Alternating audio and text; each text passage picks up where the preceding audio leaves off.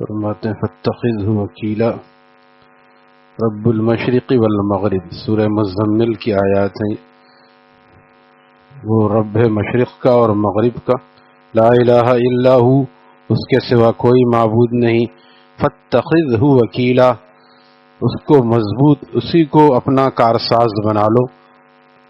علامہ قاضی ثناء اللہ پانی پتی رحمہ اللہ تعالی فرماتے ہیں کہ دیکھو ذکر نفی و اثبات یہاں سے ثابت ہوتا ہے کہ لا الہ الا اللہ، لا الہ الا ہو، اس کے سوا کوئی معبود نہیں۔ جو لا الہ پڑھے آدمی تو اس کا تصور رکھے کہ ساری گندگی غیر اللہ کے دل سے نکل رہی ہے، الا اللہ سے اللہ تعالی کی محبت دل میں جاگزی ہوتی ہے، اس سے ذکر نفی اثبات ثابت ہوتا ہے۔ فاتخذہ وکیلا، تم اللہ کو اپنا وکیل اور کارساز بنا لو، اس سے توکل کا مسئلہ ثابت ہوتا ہے۔ ایسے مالک کو جو مغرب اور مشرق کا مالک ہے اور دن اور رات کو پیدا کرتا ہے، اس کو اپنا کارساز بنا لو۔ جو پتھر کے اندر جانور کو اور کیڑے کو رزق دیتا ہے، وہ انسانوں کو اور اشرف المخلوقات کو کیوں نہیں رزق دے گا؟ موسیٰ علیہ السلام کو جب یہ خیال پیدا ہوا تو انہوں نے پوچھا آپ کس طرح رزق دیتے ہیں؟ اللہ تعالیٰ نے فرمایا یہ چٹان آپ کے سامنے ہے، اس پر لاٹھی ماریں، عصائے موسوی اس کو کہتے ہیں۔ ہر آدمی کی لاٹھی سے پتھر نہیں ٹوٹتا، یہاں ہتھوڑے اور کلہاڑے سے نہیں ٹوٹتا۔ تو موسیٰ علیہ السلام کی لاٹھی میں یہ معجزہ تھا کہ لاٹھی ماری تو دریا بن گیا، پانی سے چشمے جاری ہو، فن فجرت چشمے جاری ہو گئے۔ ایک لاٹھی ماری، پتھر دو ٹکڑے ہو گئے، اتنا بڑی چٹان دو ٹکڑے ہو گیا۔ پھر فرمایا اور ماریں، پھر دو ٹکڑے ہو گئے، فرمایا اور ماریں، پھر اور آخری ٹکڑا جو بچا، آخری ٹکڑے میں وہ ایک کیڑا تھا، چھوٹا سا کیڑا، اور وہ اس کے منہ میں ہرا پتا تھا، اور وہ اللہ تعالیٰ کی تسبیح بیان کر رہا ہے، سبحان من یرانی ویعرف مکانی، پاک ہے وہ ذات جو مجھے دیکھ رہی ہے، ویعرف مکانی، اور میرے رہنے کی جگہ سے باخبر ہے، ویرزقنی ولا ینسانی، اور مجھے وہ رزق دیتی ہے اور وہ مجھے بھولتی نہیں ہے، وہ ذات اللہ تعالیٰ مجھے رزق دیتے ہیں اور بھولتے نہیں ہیں۔ تو جب اللہ تعالیٰ ایسی جگہوں پر ایسے حشرات الارض کو رزق پہنچا رہے ہیں تو انسان تو اشرف المخلوقات ہے، اگر انسان اللہ تعالیٰ کی طاعات اور فرما برداری میں لگ جائے تو رزق مشکل نہیں ہے۔ یہ کیونکہ ہم نے رزق کو ہی مقصود بنا لیا اور رزاق کو کی ناراضگی مول لی، اس وجہ سے سارا مسئلہ ہے۔ جب ہم رزق کو ثانوی درجہ دیں گے، جیسے صحابہ کے معاملے میں تھا، جہاد پہ جانا ہے تو جانا ہے۔ غزوہ تبوک میں کیا تھا؟ گرمی کا موسم، جون جولائی کا موسم، اور جانا بھی دور، اور فصلیں پک رہی ہیں، کھجوروں پر ان کی آمدنی کا، سارے سال کی آمدنی کا انحصار۔ پھر آپ نے فرمایا سب تیار ہو گئے چلنے کے لیے، صرف 3 صحابہ رہ گئے تھے، ان کا قصہ مشہور و معروف ہے، قرآن کریم میں بھی ہے، وَعَلَى الثَّلَاثَةِ الَّذِينَ خُلِّفُوا، ان پر عذاب نازل ہوا، باقی جو سارے کے سارے چلے ایسی فصل کو چھوڑ کر، رزق کو چھوڑ کر رزاق کی رضا کے لیے نکلے۔ رزق پک رہا ہے، منافقین کہہ رہے ہیں تمہیں کیا ہو گیا، تم ساری اس آمدنی کو جھونک کے جا رہے ہو؟ صحابہ کہتے ہیں کہ ہمارا فلسفہ یہ ہے، ہم اللہ کے کام میں لگتے ہیں، اللہ تعالی ہمارے کام بناتا ہے۔ اور یہی ہوا، یہی ہوتا تھا، یہ دیکھ رہے تھے وہ کھلی آنکھوں، وہ کام کرتا ہے، اس کو اعتماد بھی ہوتا ہے، ہمارا یقین علم الیقین ہو گیا۔ لہذا ٹھیک ہے، کس نے منع کیا ہے کہ کمانے کے لیے تدبیریں اختیار مت کرو، بلکہ یہ ضروری فرماتے ہیں کہ کمانے کے لیے تدبیر اختیار کرو، دینداری کو ڈھال بنا کر سست اور کاہل نہ ہو جاؤ کہ ہم سے تو کچھ نہیں ہوتا، ہم تو بس نماز اور نفل پڑھتے رہتے ہیں۔ ایسا نہیں، کام کرو اور رزق تلاش کرو، لیکن حلال ذریعے سے۔ نماز پڑھ کے جاؤ، اور دکان اور کاروبار ہے تو پھر نماز میں جماعت سے نماز پڑھو، حلال کام کرو کتنا کرو، کوئی 16 گھنٹے بھی کرتا ہے تو ناجائز نہیں ہے، لیکن خود ہی تھک کے چور ہو جائے گا، ذکر اور قرآن کی تلاوت کا موقع نہیں ملے گا۔ اس لیے ہمارے شیخ فرماتے تھے اگر زیادہ کمانے لگو گے تو ہمارے پاس کم آنے لگو گے، اگر زیادہ کمانے لگو گے۔ ایک صاحب آئے حضرت والا سے دعا کی درخواست کی کہ حضرت دعا فرما دیجئے، تیسری فیکٹری لگانا چاہ رہا ہوں میں، 2 فیکٹریاں تو ہیں، تیسری فیکٹری لگانا چاہ رہا ہوں، اس کے لیے آپ دعا فرما دیں۔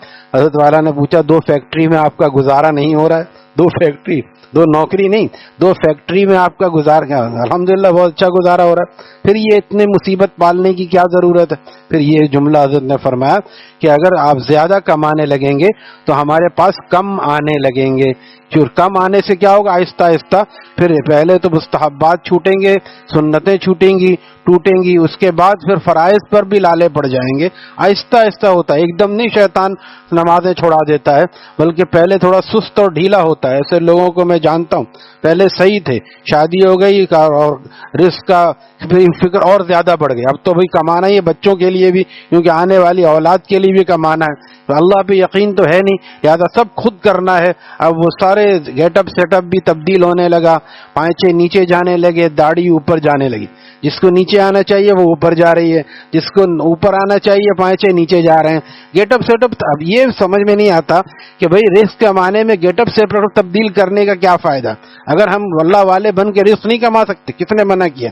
ہمارے الحمدللہ پاکستان کے شاید ہی کوئی ادارہ ہو جس میں یہ سب چیزیں منع ہوں، اور جو ایسے ادارے بھی ہیں اس میں اجازت لینے سے وہ اجازت دیتے ہیں، تحریری اجازت کے لیے کہتے ہیں وہ، پھر وہ اجازت دیتے ہیں، اور ایسے ادارے بھی اگر ہیں وہ اجازت دیتے ہیں، اور بالفرض نہیں ہے تو آدمی وہاں سے بھی ریزائن دے۔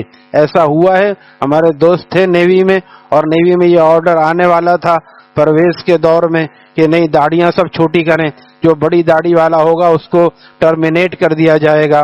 تو ہمارے دوست تھے اس میں، انہوں نے کہا کہ ٹرمینیٹ کرنے سے پہلے ہم ریزائن کر دیں گے، وہ تو ٹرمینیٹ بعد میں کرے گا، اس احتجاج پر ہم ریزائن پہلے کریں گے کہ ہم نبی پاک علیہ السلام کی سنت پر سودا نہیں کر سکتے۔ ایسا ہوا نہیں، حضرت والا سے دعائیں کروائیں، ایسا کوئی آرڈر آیا نہیں، لیکن اگر آ جاتا پہلے سے وہ تیار تھے۔ اور ایک پائلٹ جو حضرت والا کے یہاں کبھی کبھی آتے تھے، انہوں نے بھی اسی لیے ریزائن دیا کہ ان کو کہا کہ آپ کی داڑھی بڑی ہے، اس کو چھوٹی کرنی پڑے گی۔ یہ بڑی داڑھی چبھتی ہے اغیار کو، کیا کرتی ہے بڑی داڑھی بتائی؟ جس کو کوئی کام کرنا ہوگا داڑھی رکھ کے جائے گا، جس کو کوئی دھماکہ کرنا ہوگا داڑھی اور ٹوپی پہن کے جائے گا، امامہ لگا کے، وہ تو ایسے جاتا ہے کہ پتہ بھی نہیں چلتا، پتہ بھی نہیں چلتا، اتنی عقل سے پیدل ہیں لوگ۔ یہ سنت کی ہیبت ہے، یہ سنت کی ہیبت ہے۔ حضرت عمر کی جو ہیبت تھی، وہ باہر کے سفیر کانپ رہے ہیں، یہ کیوں کانپ رہے ہیں؟ یہ کوئی جس کے پاس نہ اس کے پاس محل ہے نہ ان کے پاس گارڈ ہے، وہ کیوں کانپ رہے ہیں؟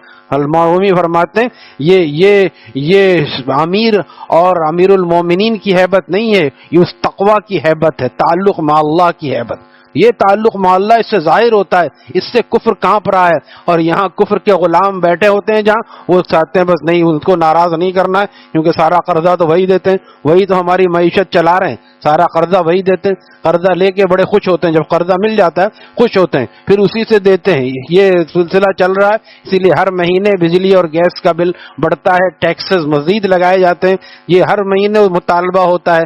جب تک یہ نظام صحیح نہیں ہوگا، مہنگائی کا کم ہونا خواب سے زیادہ اور کچھ نہیں ہے، کوئی بھی آ جائے، کیونکہ قرض والا جو ہے، قرض والا کبھی مستحکم نہیں ہو سکتا، قرض بھی سودی قرض، ایک تو عام قرض ہے، جان کر یہ دیتے ہیں تاکہ دوسرے ہمارے چنگل میں پھنسے رہیں، ہماری باتیں ماننی پڑے، اور وہ ہمارے مقروض رہیں، اور معیشت نیچے جاتی ہے، کیونکہ جب پہلے دینا ہے پھر اس کے بعد کوئی کام چلانا ہے، اب وہ کام اسی لیے اللہ والے اور ایسے لوگ کہتے ہیں جو اہل نظر ہیں کہ چٹنی روٹی کھا لو، کسی سے قرض نہ لو۔ جو یہ عادت بنا لیتے ہیں وہ مقروض نہیں رہتے، اور جو قرضہ لیتے ہیں وہ اچھے خاصے کمانے کے باوجود بھی مقروض رہتے ہیں، اتنا قرضے کا بوجھ ہے، جبکہ اس کو نبی پاک علیہ السلام نے قرضوں کے بوجھ کو پسند نہیں فرمایا، اور آپ نے اس کو ناپسند فرمایا، بعض مقروضوں کا جنازہ تک آپ نے نہیں پڑھایا، اور بعد میں جب اسلام میں فتوحات ہو گئیں تو آپ نے پھر آپ ان کی طرف سے ادا کرتے تھے، پھر جنازہ پڑھاتے تھے، لہذا بلا وجہ قرضہ لینا بالکل ناپسند ہے۔ کوئی کہے کہ یہ تو بہت عرصے سے چل رہا ہے، تو چل رہا ہے تو ختم کرنے سے ہوگا، اور کچھ اس کے لیے قربانیاں دینی ہوں گی۔ لہذا جو ٹیپو سلطان نے فرمایا تھا اپنے دور میں، اب تو یہ چیزیں صرف فسانوں میں کتابوں میں رہ گئیں کہ گیدڑ کی 100 سالہ زندگی سے شیر کی ایک دن کی زندگی گیدڑ کی 100 سالہ حیات سے بہتر ہے۔ جھک کے جینا اور دوسروں کے بھروسے پہ جینا، دوسروں کے رحم و کرم پہ جینے سے بہتر ہے کہ آدمی ایک دن کی زندگی، لیکن آج مسلمان سود کی لعنت میں ایسا گرفتار ہو چکا ہے، اور آپ نے فرمایا، شیخ الاسلام نے اس کو لکھا ہے کہ سود کا ادنا گناہ اپنی ماں سے منہ کالا کرنے سے بڑھ کر گناہ ہے۔ اپنی ماں سے کوئی تصور کر سکتا ہے؟ غیر محرم سے بھی کرنا ہمارے معاشرے میں الحمدللہ ابھی تک معیوب سمجھا جاتا ہے، لیکن ساری قوم اتنے بڑے گناہ میں مبتلا ہے، اس کی یہ پاداش ہے، اس کی یہ سزا ہے کہ سب پریشان ہیں۔ بجلی جب چاہتی ہے چلی جاتی ہے، آتی کم ہے جاتی زیادہ ہے، بل اتنے کا اتنا ہی آ رہا ہے کہ چلو اس کی وجہ سے بل کچھ کم ہو جائے۔ یہ سب پریشانی یہ ہماری عمومی غفلت کی وجہ سے ہے۔ ہم پھر حکمرانوں کو بلیم نہ دیں، ان کو الزام نہ دیں، ہم اپنے دامن کو دیکھیں کہ ہمارا دامن کتنا پاک صاف ہے، ہم میں سے کتنے فیصد نمازی ہیں اور کتنے فیصد ہیں جو کہ حلال و حرام کی فکر کرتے ہیں۔ پھر اگر یہ آواز صحیح ہو کے اٹھے گی اور سب دیندار ہو جائیں گے تو حالات بدلنے نہیں پڑیں گے، حالات اوپر سے اللہ تعالیٰ بدلیں گے۔ اللہ تعالیٰ ہمیں اس کے لیے تیار فرما دے۔ الحمدللہ رب العالمین۔